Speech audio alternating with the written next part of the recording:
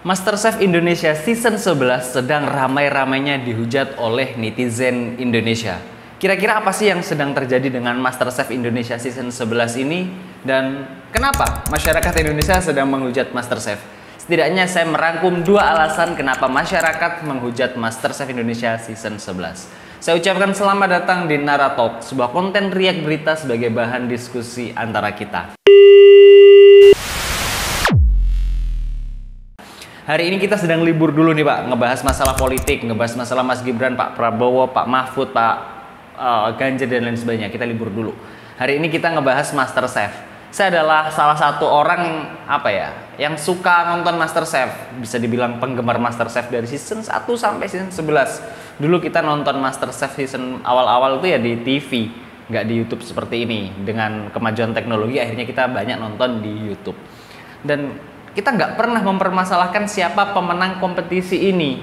Kita bodoh amat. Namun di season 11 ini ada yang berbeda. Banyak netizen termasuk saya sendiri kayak mempertanyakan, kenapa yang menang itu Belinda bukan Kiki? Karena menurut kita netizen yang lebih layak menjadi pemenang itu Kiki. Akhirnya karena keributan atau kegaduhan yang terjadi di sosial media, terutama di Twitter, sampai trending loh. Sampai trending dengan kata Kiki dan kata Cindo itu sampai trending. Apa yang sedang terjadi? Sehingga menimbulkan satu konspirasi menurut para netizen. Kalau di alasan pertama ini saya nggak sepakat. Menurut alasan pertama ini kayak ngomong gini, ya pastilah nggak mungkin Kiki menang karena MasterChef ini sudah di setting pemenangnya harus Cindo. Ya karena pemiliknya Cindo juga. Nah, alasan yang pertama ini saya sangat-sangat kontra. Setidaknya saya juga punya alasan dong kenapa saya nggak setuju di alasan pertama kalau ini konspirasi. Oh nggak mungkin, ini pasti konspirasi. Bukti dari season 1 sampai season 11 itu semua Cindo, nggak ada yang bukan Cindo. Pak, nggak sesimpel itu.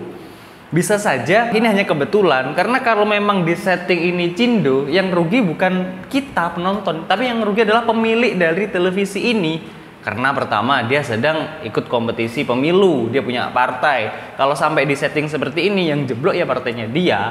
Toh pemilik televisinya kayak hanya ini doang menurut saya. Sekali lagi menurut saya hanya nyari cuan. Ya udah, kompetisi dibebasin, siapa yang mau lihat ya silahkan. Kalau ratingnya tinggi, pemenangnya menurut kita ingin dari bukan Cindo, yang nonton juga kita, mungkin juga diikuti. Tapi karena yang dipegang itu adalah fair, menurut mereka yang enak tuh masakannya ya teman-teman Cindo itu, ya udah dia menang. Sesimpel itu menurut saya. Ini bukan sampai konspirasi, teori-teori konspirasi seperti itu, bukan. Sekali lagi menurut saya ini hanya kebetulan saja. Kalau sampai benar-benar di setting yang menangnya harus Cindo, yang rugi adalah pemilik televisinya. Toh sampai di grand final kemarin Pak Ganjar kan hadir. Ini juga pertanyaan sih, kenapa di acara seperti ini Pak Ganjar hadir? Ini ya kalau bukan politik apalagi sih. Nah, dengan kehadiran Pak Ganjar itulah kayak membenarkan omongan saya kalau kompetisi ini nggak disetting yang menang harus Cindo. Alasan kedua yang membuat kompetisi ini gaduh atau membuat MasterChef Indonesia 11 ini gaduh ya adalah, ini saya setuju, kurang fairnya penilaian terhadap Kiki. Bukan disebabkan oleh stasiun televisinya ya, kalau menurut saya disebabkan oleh jurinya. Kalau kita ngelihat di Twitter, nge-tweet panjang lebar ngebahas masalah keganjilan yang terjadi di MasterChef Indonesia Season 11 ini. Punya bernama Story Cook. Dia menjelaskan keganjilan-keganjilannya. Di grand final ini dibagi menjadi 3 season. Ada season 1, season 2, dan season 3 atau ya tahap 1, tahap 2 atau tahap 3. Keganjilan yang paling nyolok itu ada di tahap 1, di mana di tahap 1 adalah tim challenge. Ada 3 menu yang nanti dikompetisikan. Yang pertama adalah appetizer, yang kedua main course, dan yang ketiga adalah dessert.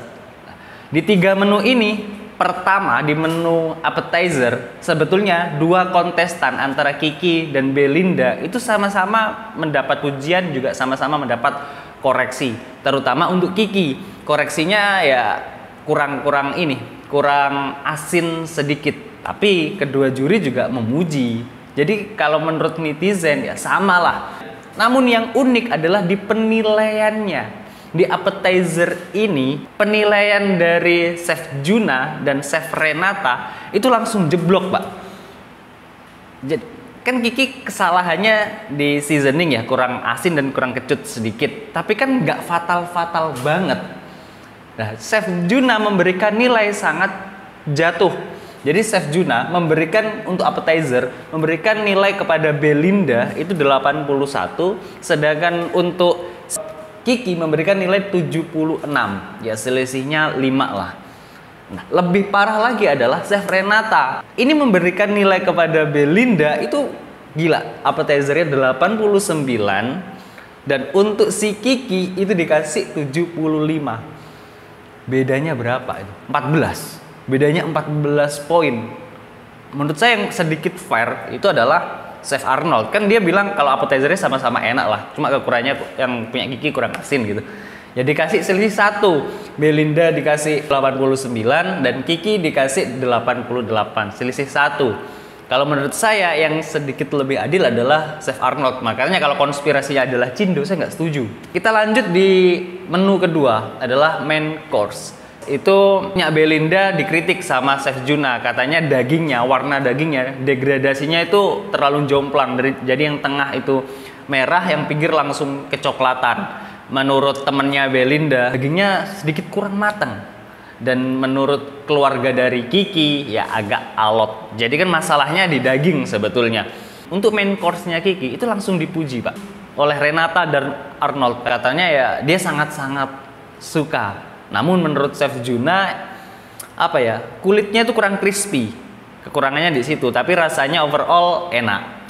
Ya, yang pertama tadi kurang matang dagingnya untuk Belinda, untuk si Kiki kulitnya kurang crispy. Tapi kan berarti berarti nggak mateng ya. Nah, dan bahkan nih kakak dari Belinda sendiri itu sampai nambah ketika makan makanannya Kiki. Berarti kan ya pede lah teman-temannya Kiki itu semua pede. Oh, berarti bener-bener enak nih makanan kita, nah, dan semua pede. Namun apa yang terjadi? Chef Juna memberikan nilai berapa kepada Kiki? Memberikan nilai kepada Kiki untuk main course itu 81 dan 83 kepada Belinda. Ya oke. Ini menurut dia degradasi ya. Degradasi itu kurang matang atau gimana sih, kurang tahu lah. Tapi kalau menurut temennya si Belinda kurang matang. Kok masih banyakan Belinda? Kan cuma kurang crispy aja, kan berarti kurang matang tuh. Enggak, ini teori konspirasi dari teman-teman netizen mulai berkembang nih. Bagaimana dengan si Chef Renata yang bilang enak tadi, yang dia juga nggak komen di masakannya si Kiki. Chef Renata ngasih Belinda itu 85 dan ngasih Kiki 82. Kan harusnya kalau menurut komen-komenannya ya harusnya lebih tinggi Kiki dong, harusnya. Tapi ternyata tidak. Jadi Chef Renata ngasih nilai masih lebih tinggi Belinda. Ya, ini perbincangan di Twitter mulai ini. Teman-teman lihat aja, salah satunya di akunnya Strawberry Cook. Teman-teman lihat aja, di situ dijelaskan secara detail. Terus bagaimana dengan Chef Arnold? Chef Arnold memberikan nilai untuk Belinda 87 dan untuk Kiki 89. Ya karena kalau secara logika kan gini tuh. Bukan berarti makanannya Kiki itu rusak karena kan cuma kurang crispy, tapi kan sudah enak gitu loh. Nah, ini makanan enak tapi kalau kurang matang berarti kan bisa dikatakan rusak kan begitu. Jadi menurut saya ya fair, Chef Arnold fair ngasih nilai seperti itu. Dan yang terakhir itu di dessert, Pak. Di dessert ini si Kiki ngebuat es teler, si Belinda ngebuat dadar gulung. Dan untuk dadar gulungnya si Belinda itu langsung diulti oleh Chef Juna. Katanya greditanya kurang asik lah katanya gitu loh. Terus kata si Chef Renata, sausnya atau greditanya itu rasanya kayak klorofil katanya.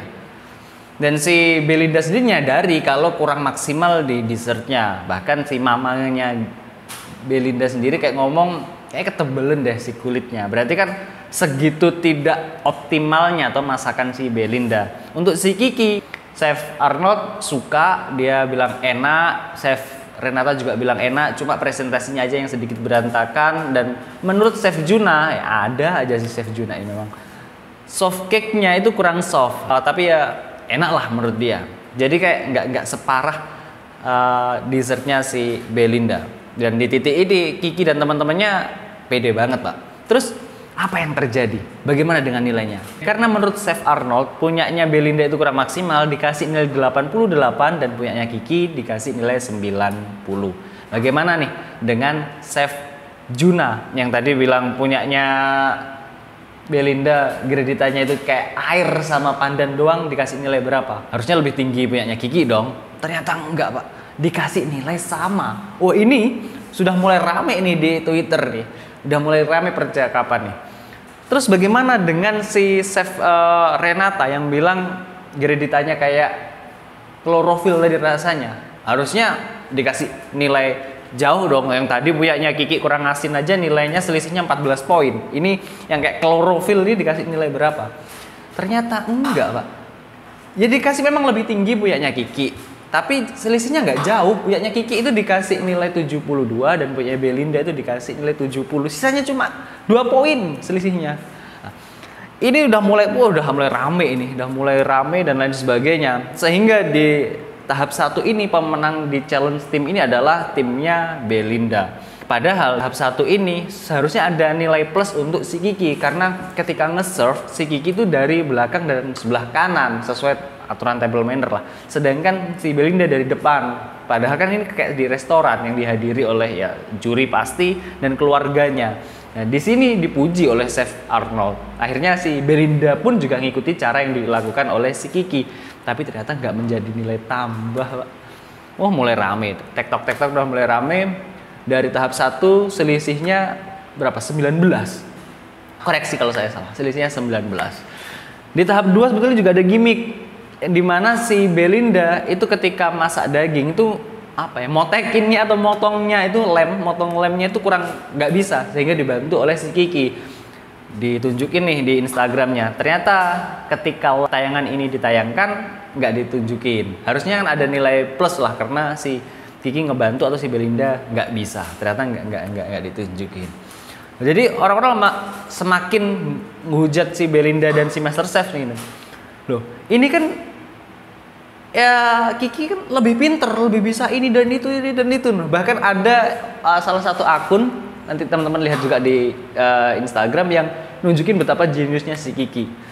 Perdebatan ini semakin liar. Akhirnya perdebatan ini semakin liar. Kalau disuruh voting untuk tahap satunya, teman-teman Kiki itu lebih banyak yang ngevote ya, yang menang di tahap 1 tadi itu yang kayak appetizer yang di challenge timnya tadi, yang menang ya Kiki itu. Jadi intinya permasalahannya itu ada di tahap 1. Kalau di tahap 2, di tahap 3 netizen menerima. Sehingga keluarlah pemenang Belinda jadi satu kontroversi.